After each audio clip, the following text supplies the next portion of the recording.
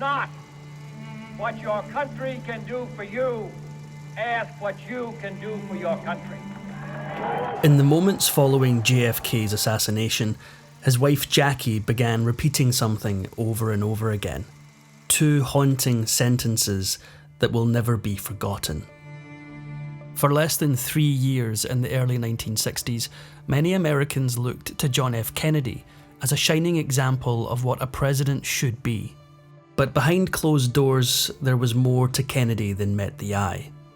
From scandals to conspiracy theories, there's a reason why JFK is one of the most enduring icons in American history. John Fitzgerald Kennedy was born on May 29, 1917, into a very successful family. His father was a businessman and a politician, and his mother was a well-connected socialite and philanthropist.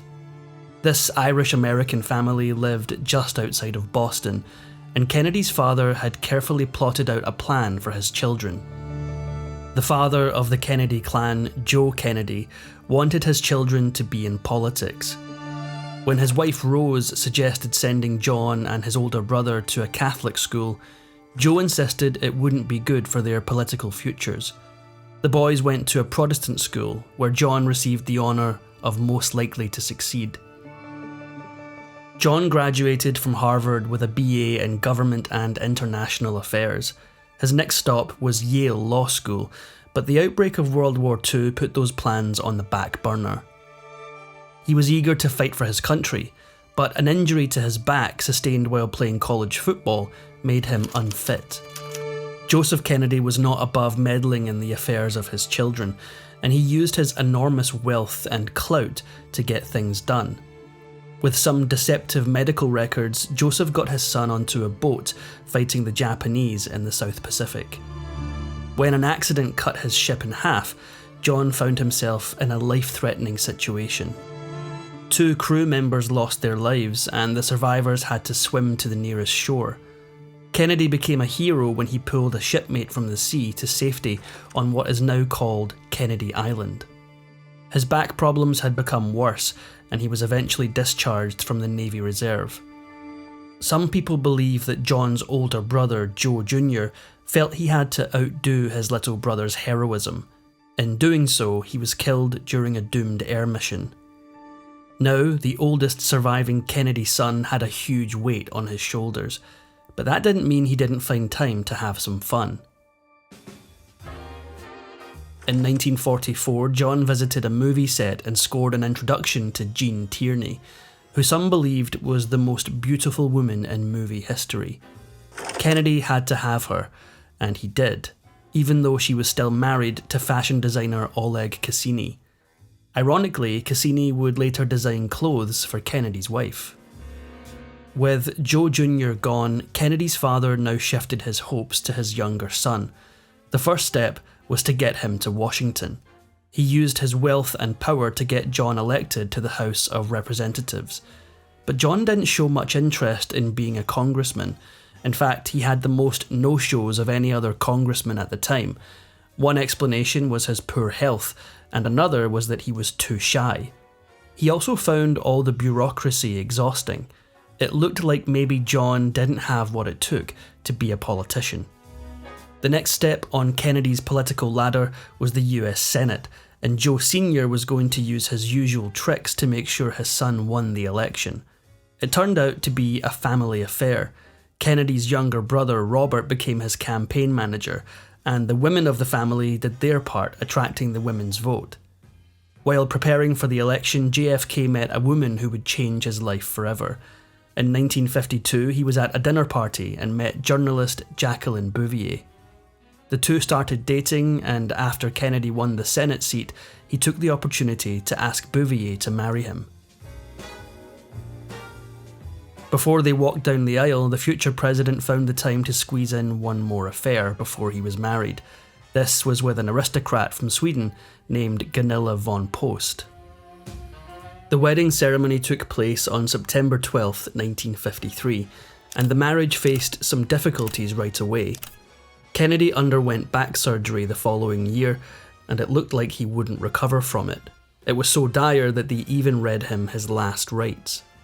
While recovering, he got the idea to write a book about US senators who had put their careers on the line for their beliefs.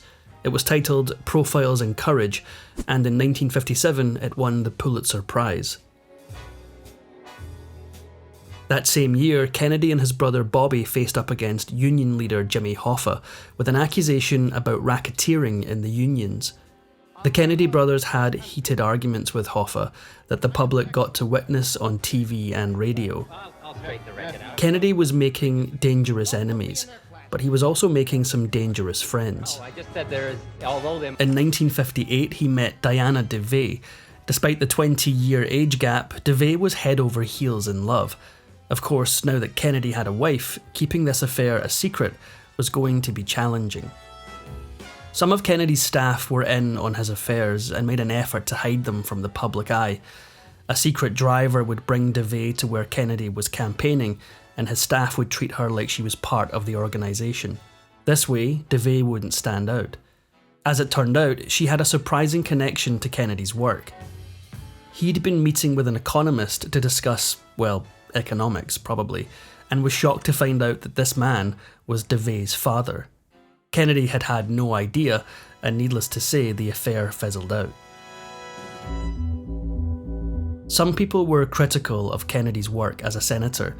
The Majority Leader Lyndon Johnson called Kennedy's work pathetic. He also described him as a playboy. Kennedy wasn't making friends in the Senate, but he still convinced the public to re-elect him in 1958.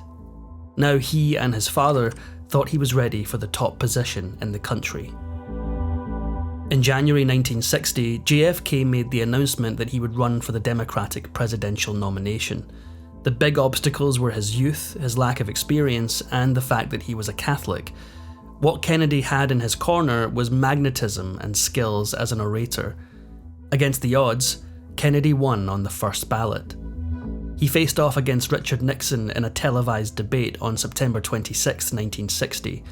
Kennedy was much more clever about optics than Nixon was.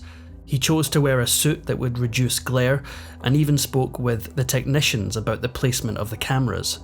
He wasn't leaving anything up to chance, and it showed.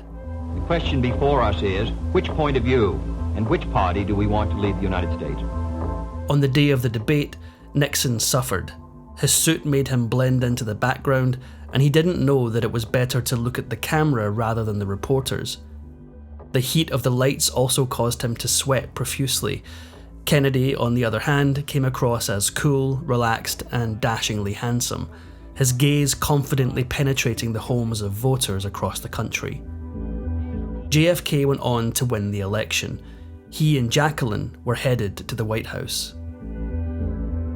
On January 20th, 1961, Kennedy made his famous inaugural address. Ask not what your country can do for you.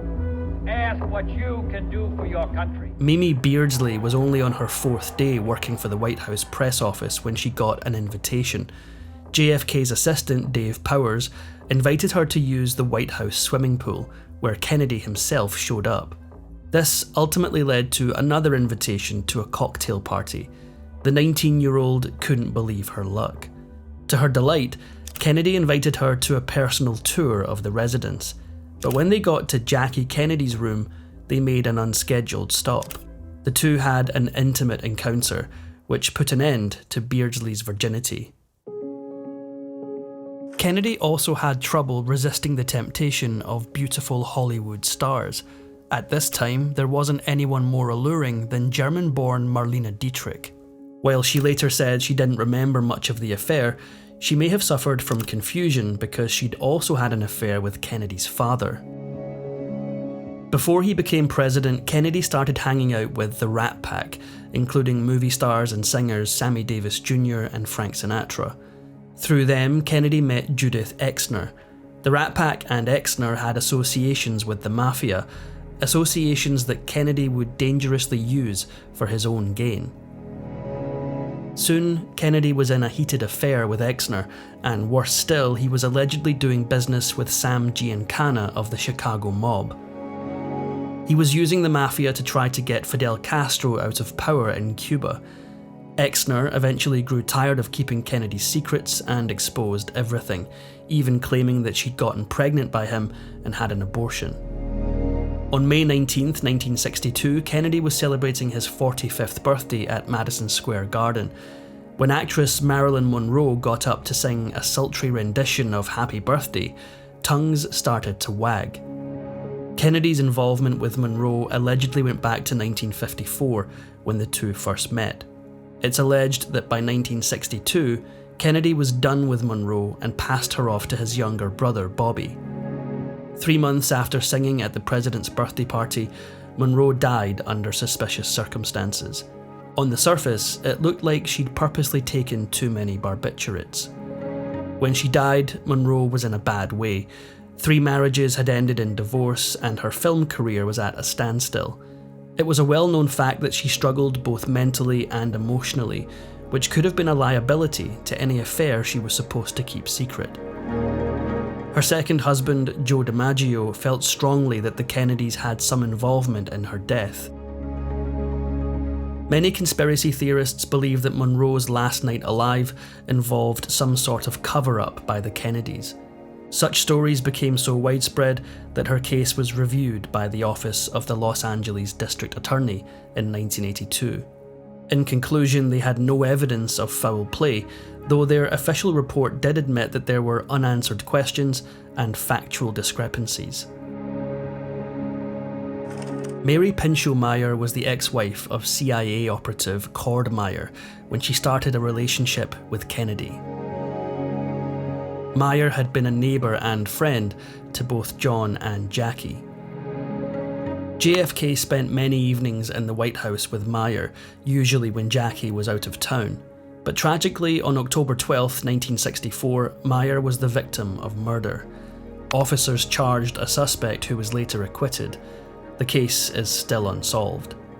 Meyer's biographer Nina Burley later made a bold claim, drawing a connection between her demise and JFK. She went so far as to say, the theory is that she had to die because she knew too much. However, it wasn't only his mistresses who met tragic ends. Fate had a horror show in store for Kennedy himself.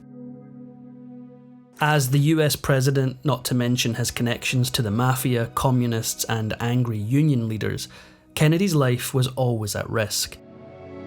On November 22, 1963, at 12:30 p.m, Kennedy was killed in Dallas, Texas, and the details have been a source of fascination and controversy for decades. JFK and his wife were riding in a presidential motorcade when a nightmare unfolded. Just as Kennedy began waving at the exuberant audience, he was hit in the back, the shot exiting his throat. According to reports, he could have survived this wound, but then he was hit a second time, this time a fatal shot to the head. That's when Jackie did something unforgettable. Those who've seen the harrowing footage won't forget the image of Jackie Kennedy in her pink dress climbing onto the back of the vehicle, an act of desperation that she later claimed she had no memory of. However, Secret Service agent Clint Hill believed there was a devastating reason for her actions. According to him, Jackie climbed out of her seat in pursuit of a piece of her husband's skull. When she eventually made her way back to her seat, she began repeating something over and over again. "They have killed my husband. I have his brains in my hand." In the wake of this horror, officers apprehended a suspect, Lee Harvey Oswald, who denied any wrongdoing. People were hopeful that the truth would come out in a trial, but that didn't happen. Before Oswald could face a judge, he was gunned down by nightclub owner Jack Ruby. Some believe that Ruby had purposefully silenced Oswald so that we would never know the truth about Kennedy's death. Before Ruby could be convicted, he died from cancer. John F. Kennedy was one of the most loved American presidents of all time. When his life ended in Dallas that afternoon, Americans felt the loss of much more than a president. Some felt that the country had lost its innocence.